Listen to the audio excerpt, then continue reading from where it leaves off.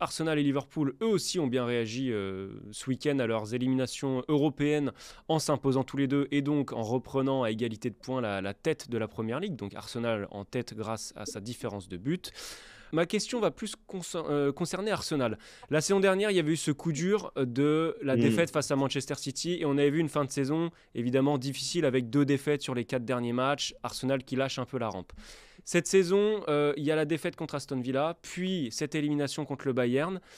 Ma question est la suivante. Est-ce que on s'attend à la même fin pour Arsenal ou est-ce que la formation d'Arteta a suffisamment évolué pour, selon toi, arriver à se battre jusque dans les tout derniers instants de cette saison de Première Ligue?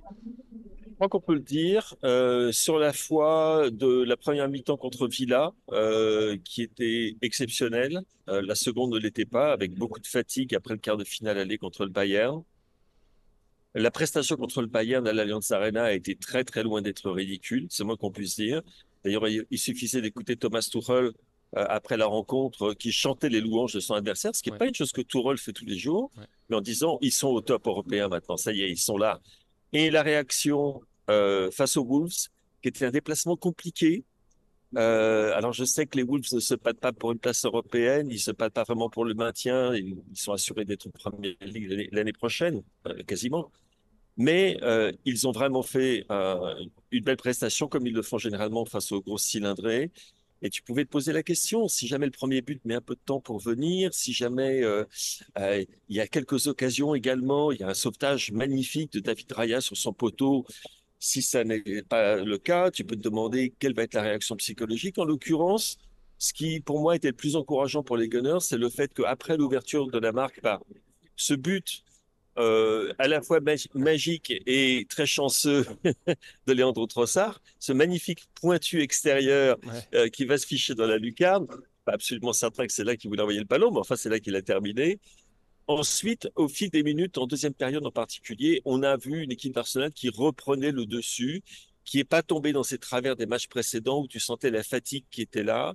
Là, Arteta avait fait un petit peu tourner au passage.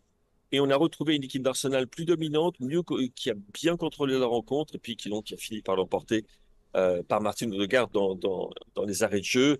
Score peut-être un petit peu flatteur au vu de la physionomie de la rencontre. Pas une performance étincelante, scintillante, mais une performance qui avait montré beaucoup de cran. Euh, après un début de rencontre un petit peu compliqué, hein, on les sentait encore sous le coup de ces grosses déceptions. Même William Saliba, tu sais ce que j'en dis tous les week-ends, Bien sûr. il n'était pas au mieux. Il y a eu un ou deux ballons perdus qui auraient pu être dangereux, mais ils ont retrouvé leur force. Et là maintenant, c'est contre Chelsea que les choses vont se jouer. Un énorme match, hein.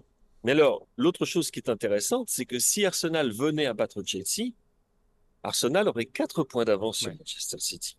Alors on va me dire que il y a tous les matchs en retard, mais la pression psychologique n'est pas du tout la même. À savoir que Manchester City ils savent que eux non plus n'auraient plus droit au moindre faux pas. Et la plupart des matchs qu'ils ont dans leur programme à venir ne paraissent pas trop compliqués, mais il y a quand même ce déplacement à Tottenham Ouais. pour Manchester City. Et également le déplacement à Tottenham pour Arsenal. Mais en tout cas, Arsenal a fait le travail nécessaire pour que on puisse assister à une fin de championnat qui ne soit pas Manchester City déroulant sur en bleu sur ce tapis rouge qui lui a été offert par les défaites de Liverpool et d'Arsenal lors du week-end dernier. Heureusement, il y a eu réaction des deux, ça veut dire que le suspense va durer un petit peu plus longtemps pour deux.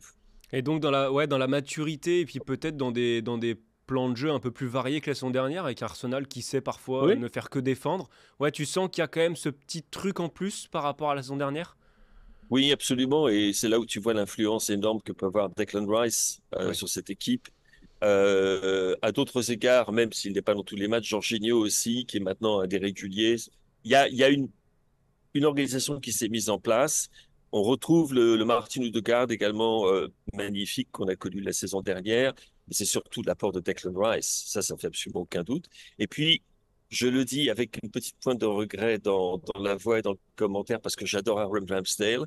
Mais il faut reconnaître que David Raya, après 2, 3 mois un petit peu compliqués, bon, a montré pourquoi Mikel Arteta avait décidé de choisir comme numéro 1 et pourquoi son prêt, il est actuellement en prêt, hein, va être, sans le moindre doute, va devenir un transfert Ouais. définitif à l'intersaison.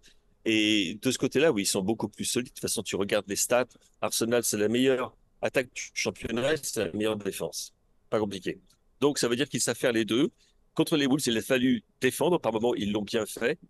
Il y a des moments où ça ne marche pas complètement, comme contre Aston Villa, où il fallait absolument gagner. Ils ont peut-être payé un petit peu le prix de leur générosité. Mais sinon, oui, c'est une équipe qui a énormément évolué au niveau de son organisation, de la mentalité des joueurs également, du cran. Et puis, encore une fois, les individualités font la différence. Declan Rice, très honnêtement, il a coûté très cher, mais chaque penny de son transfert, à mon avis, a été complètement Amorti. Ouais. justifié, oui, amorti au vu, pas seulement de ses buts, mais de son impact, de son influence sur le jeu. C'est le capitaine sans brassard de cette équipe, c'est le moteur, c'est également le premier défenseur, le premier vrai défenseur devant le back four. Non, la différence est plus que notable, elle est criante.